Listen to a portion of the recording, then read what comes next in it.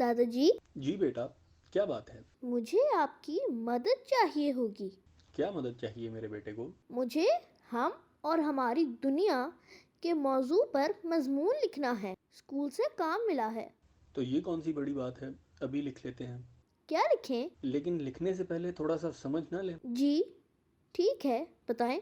देखो बेटा, जिस जगह हम रहते हैं वो हमारा घर होती है। हमें इस जगह से प्यार होता है।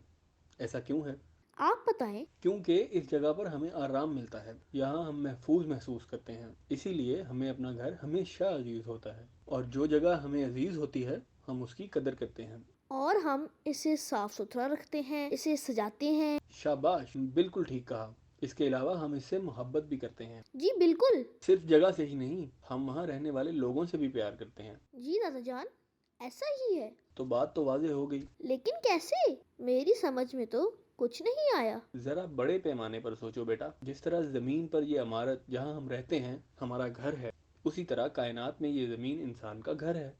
अच्छा, मैं अब समझा। जिस तरह हम अपने घर का ख्याल रखते हैं, उसे महफूज रखते हैं, उसी तरह हमें अपनी इस ज़मीन, या तुम इसे दुनिया कह लो, का भी ख्याल रखना चाहिए। जी बिल्कुल। और ज़मीन से पहले हमें ज़मीन पर रहने वालों का ख्याल रखना चाहिए। कैसे दादा जान? सबसे पहले तो हम दूसरों के साथ प्यार, मोहब्बत और एहतराम से पेश आएं।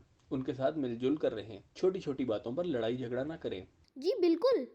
मिलजुल कर रहेंगे तो ये दुनिया एक बाग की तरह खूबसूरत लगेगी। हम सबको चाहिए कि अच्छे अच्छे काम करें। इससे ना सिर्फ हमारी शान बढ़ेगी, बल्कि दुनिया का माहौल भी खुशगवार हो जाएगा। क्यों आदिल मियाँ, अब आप अपना मजमून लिख सकेंगे या अभी और समझाऊं? जी, बहुत अच्छी तरह समझ गया दादा जान। अब मैं आपको मजमून लिख कर दिखाता हूँ।